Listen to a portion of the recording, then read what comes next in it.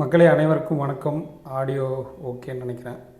Okay, இது எதுக்கான வீடியோனா, current affairs வந்து நம்ம எப்படி ப்ரிப்பேர் பண்ணுறோம், அப்புறம் நீங்கள் பர்சனலாக எப்படி படிக்கணும், அதை பற்றி ஒரு சின்ன ஐடியா தான். ஆல்ரெடி நிறைய வீடியோஸ் நீங்கள் பார்த்துருப்பீங்க.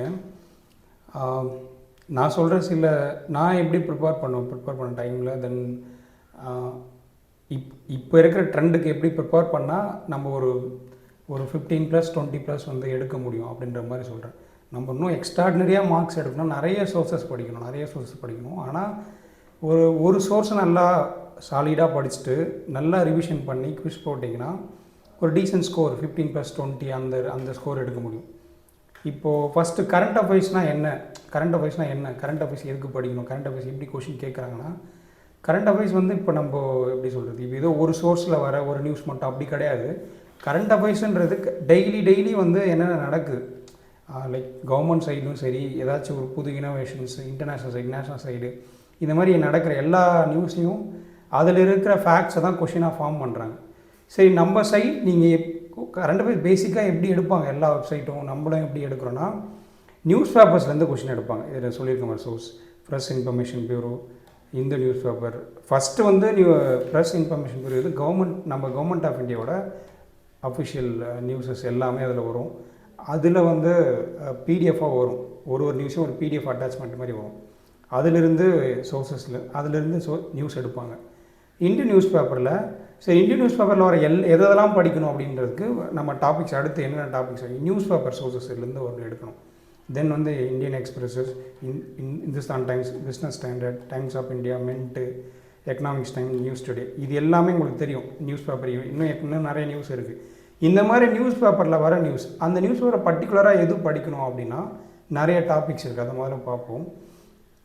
இப்போது அதை சொல்கிறோம், கீழே என்னென்ன டாபிக்ஸ் மேஜராக என்னென்ன exams point of view focus பண்ணுறாங்க அப்படின்னா, ஃபஸ்ட்டு நம்ம எந்த நியூஸும் படிக்கிறதுக்கு முன்னாடி இனிஷியலாக நம்ம ஃபஸ்ட்டு படிக்க வேண்டியது என்னென்னா, ஒரு கரண்ட் அஃபேர்ஸ்னு படிக்கிறதுக்கு முன்னாடி, இப்போது கரண்ட் அஃபேர்ஸில் இப்போ நம்ம பர்டிகுலராக நேஷ்னல் நியூஸ் அப்படின்னு பார்க்குறப்போ நம்மனா பட்ஜெட் ஃபோக்கஸ் பண்ணி தான் நியூஸே இருக்கும். பட்ஜெட்டில் அனௌன்ஸ்மெண்ட் பண்ணிடுவாங்க, அது சம்மந்தமான நியூஸாக அப்படியே நம்மளுக்கு ட்ரெண்ட் அப்படியே வந்துட்டுருக்கும். ஃபார் எக்ஸாம்பிள் வந்து இப்போ மக்கானா போர்டு பற்றி நியூஸ் பட்ஜெட்டில் பார்த்துருப்பீங்க. ஆனால் அது வந்து கொஞ்ச நாள் கழிச்சு கரண்ட் அஃபேர்ஸில் திருப்பி அதை நியூஸாக பார்ப்போம். அதை மினிஸ்டர் போய் ஒருத்தர் லான்ச் பண்ண, அக்ரிகல்ச்சர் மினிஸ்டர் போய் லான்ச் பண்ணுவார். அதில் வந்து சில இனிஷியேட்டிவ்ஸ், டார்கெட்ஸ்லாம் அது பண்ணுவாங்க. அப்போது பட்ஜெட்லேருந்து நியூஸ் வரும். ஓகேங்களா, பட்ஜெட்டை ஃபஸ்ட்டு படிக்கணும். பட்ஜெட் வந்து நம்ம அதில் நல்லா புரிஞ்சு படிக்கணும். அப்படியே மக்கப் மாதிரி அடிக்காமல், அது எதுக்காக அந்த நியூஸ் வந்திருக்கு, அந்த நியூஸ் நீங்கள் திருப்பி கரண்ட் அஃபேர்ஸ் டெய்லி ஏதோ ஒரு நியூஸ் பேப்பரில் பார்க்க தான் போகிறீங்க. அதனால் பட்ஜெட்டை ஃபஸ்ட்டு படிக்கணும்.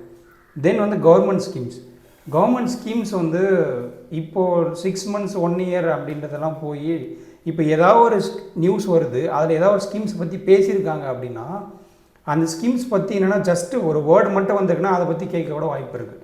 ஃபார் எக்ஸாம்பிள் வந்து இப்போது பிஎம் கிஷான் இன்ஸ்டால்மெண்ட் வந்து இப்போ வந்திருக்குன்னு, இப்போ ஒரு பிஎம் கிஷான் வந்து உங்களுக்கு தெரியும், இயர்லி 3 டைம் வந்து 2000 தர ஸ்கீம்ஸ் அது. அப்போ அது கண்டிப்பாக 6 months கவர் ஆகிடும். எனிவே நீங்கள் படிச்சிருவீங்க. ஃபார் எக்ஸாம்பிள் வந்து எப்படி சொல்லலாம்னா, இப்போது பிரதான் மந்திரி ஜன் ஆரோக்கிய யோஜனான்னு வச்சுக்கலாம், அதை பற்றி லாஸ்ட் 6 months எதுவுமே வரல. ஆனால் நம்ம பிரைம் மினிஸ்டர் எங்கேயோ ஒரு மீட்டிங்கில் பேசுகிறப்போ, இந்த பிரதான் மந்திரி ஜன் ஆரோக்கிய யோஜனாவில் இதனால் இவ்வளோ பேர் பெனிஃபிட் ஆகிருக்காங்கன்னு பேசியிருக்காருன்னு வச்சுக்கலாம். அங்கேருந்து கொஷின் எடுக்கலாம். அவங்க அந்த ஸ்கீம்ஸ்குள்ளே போய் அதிலேருந்து பேசிக் கொஷின் எடுப்பாங்க. அப்போது லாஸ்ட் 6 months வர நம்ம நியூஸை என்ன நடந்திருக்குன்னு தெளிவாக படிக்கிறப்போ அது லிங்க் ஆகிற ஸ்கீம்ஸ் எல்லாமே படிக்கணும். ஒரு மேக்ஸிமம் ஸ்கீம் ஒரு 30 to 40 ஸ்கீம்ஸ் அந்த அளவுக்கு தான் வரும். 6 months நீங்கள் 7 months அப்படி கவர் பண்ணுறப்போ நீங்கள் ரொம்ப டெப்த்தாக படிக்கணும்னா அதோட பேசிக் படிக்கணும். ஓகேவா. அடுத்து நேஷ்னல் அஃபேர்ஸ், நம்ம நேஷ்னல் லெவல் நடக்கிற நியூஸ், அது இதிலே வந்து எல்லாமே வந்துடும். ஈவெண்ட் ஏதாவது நேஷ்னல் லெவல் நடந்தால் அது எல்லாமே வந்துடும். இன்டர்நேஷ்னல் அஃபேர்ஸில் எப்படின்னா, இப்போ COP30, conference of parties, G20, G7, இந்த மாதிரி நிறைய இன்டர்நேஷ்னல் மீட்டிங்ஸ் நடக்கல, அதெல்லாமே இது கவர் ஆகிடும்.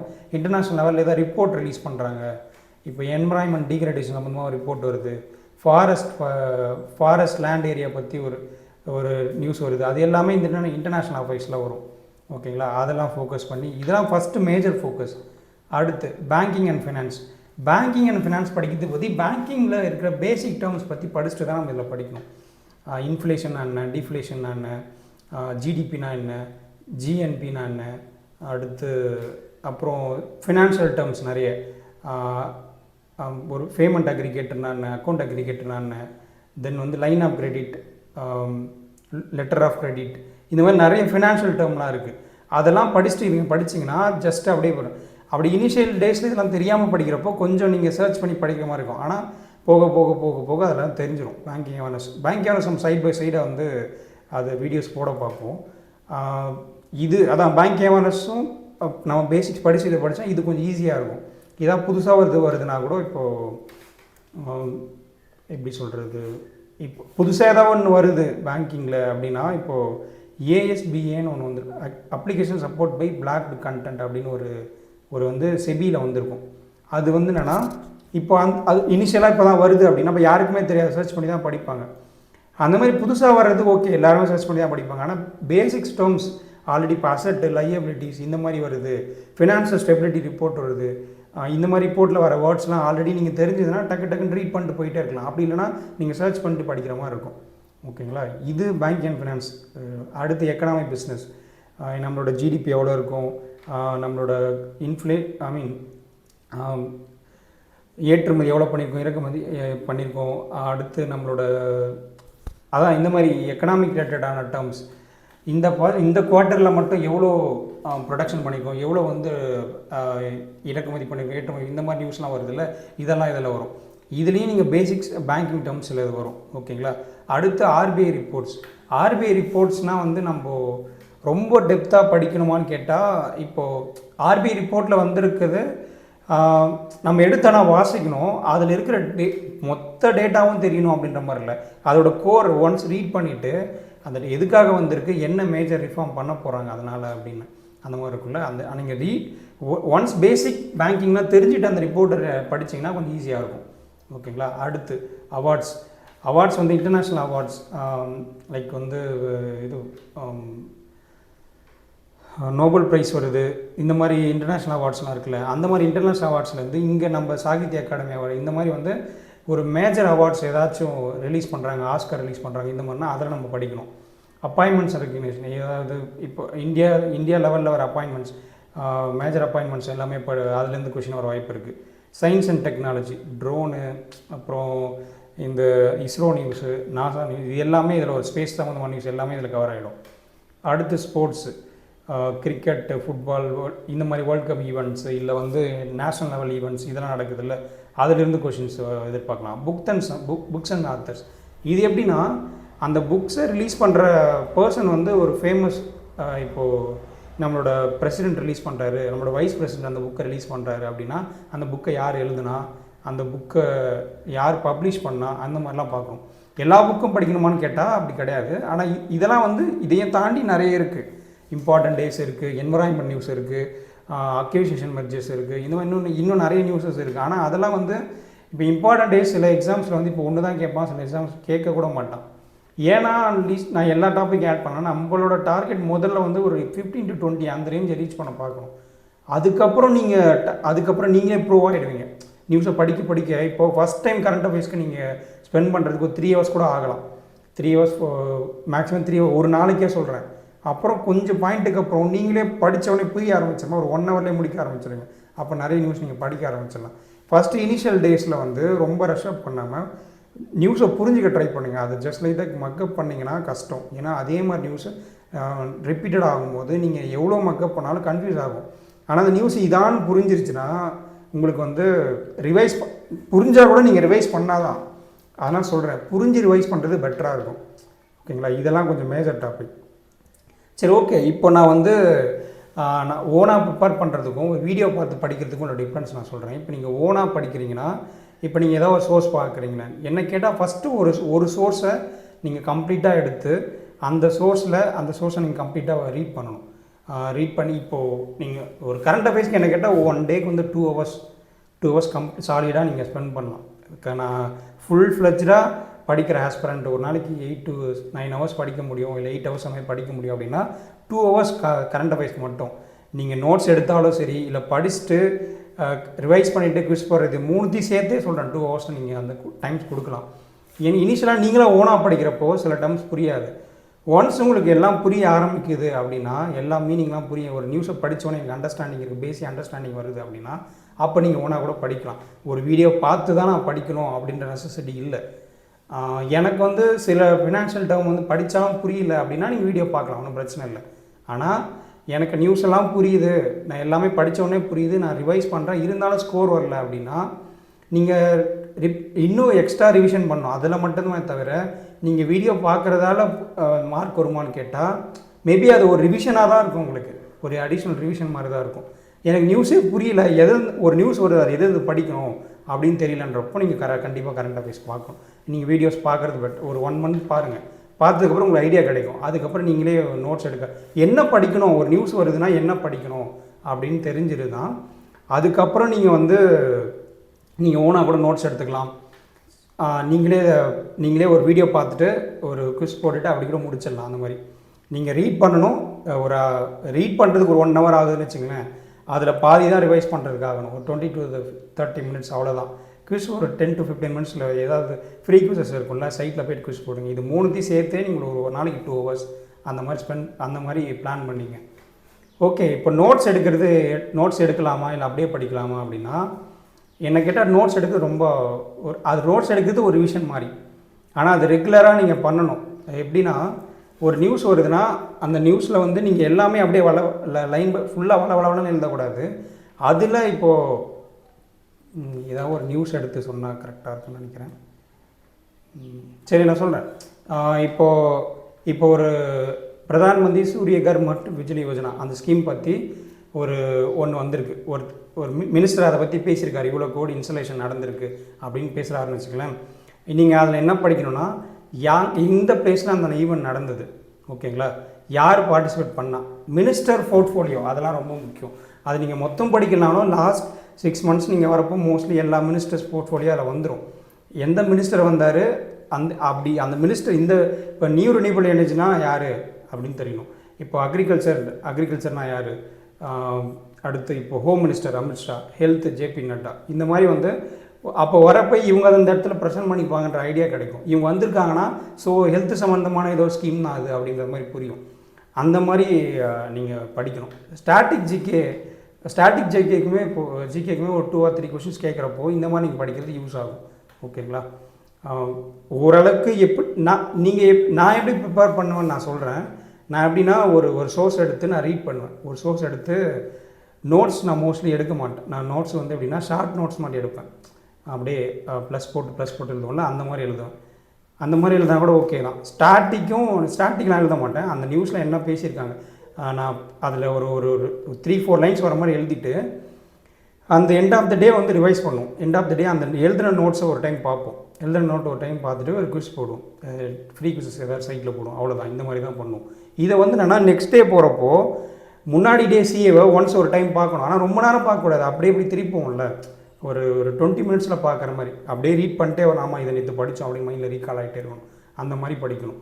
ஓகேங்களா, இப்போ நீங்கள் ஓனாக ப்ரிப்பேர் பண்ணோம் அப்படின்னா, எனக்கு எனக்கு மற்ற செக்ஷனாக நான் ஸ்ட்ராங்காக இருக்கேன், குவான்ஸ் ரீசனிங் இங்கிலீஷ் நான் நல்லாவே பண்ணுறேன், என்னால் கரண்ட் அஃபேர்ஸ்லாம் பண்ண முடியல அப்படின்றவங்க 2 source ஃபாலோ பண்ணுங்கள்.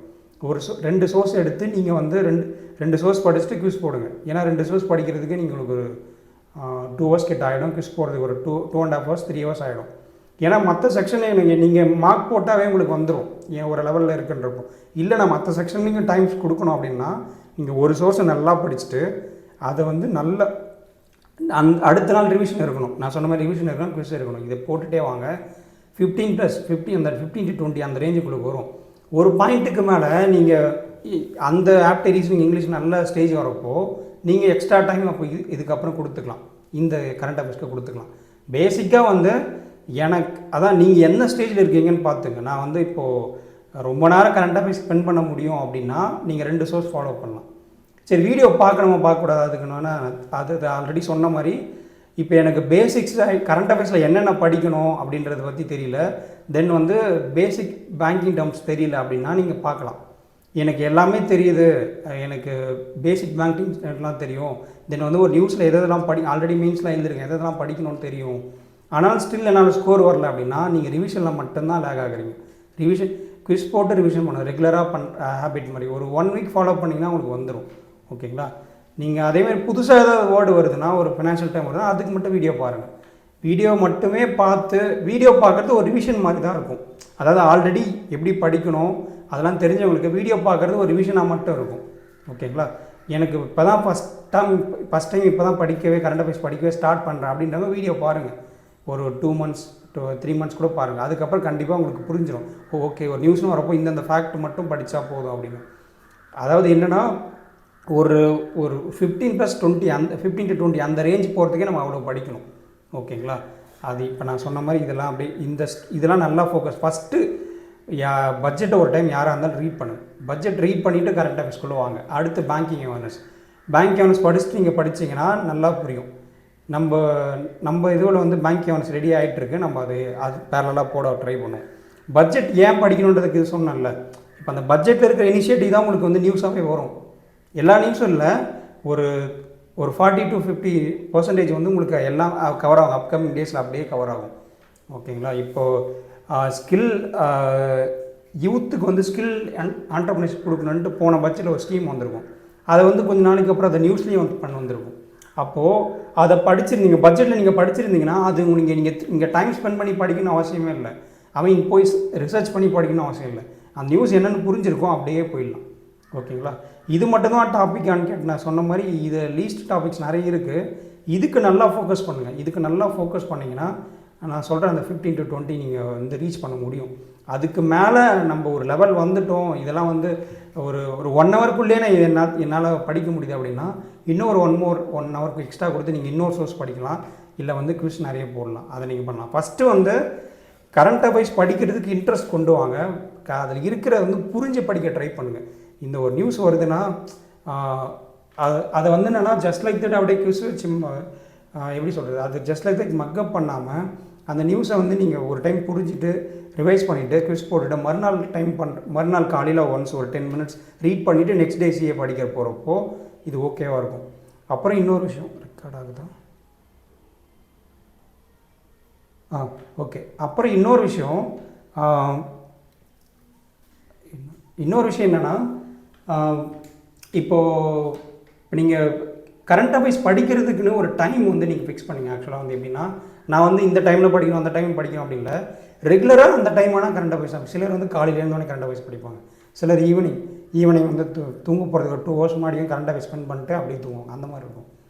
நீங்கள் இந்த டைமில் நான் டெய்லி வந்து அதாவது ஷெட்யூல் நீங்கள் போட்டிருப்பீங்க, அது வேறு விஷயம். ஆனால் கரண்ட் அஃபேர்ஸ்க்கு நான் இவ்வளோ நேரம் பண்ணணும், அதை எந்த டைமில் பண்ண போகிறேன்னு முடிவு பண்ணிவிட்டு அதுக்கேற்ற மாதிரி அது ரெகுலராக பண்ணாரு. ஏன்னா அந்த டைம் வந்தோடனே ஆட்டோமேட்டிக்காக கரண்ட் அஃபேர்ஸ் எடுத்து படிக்கணும்னு தோணும்.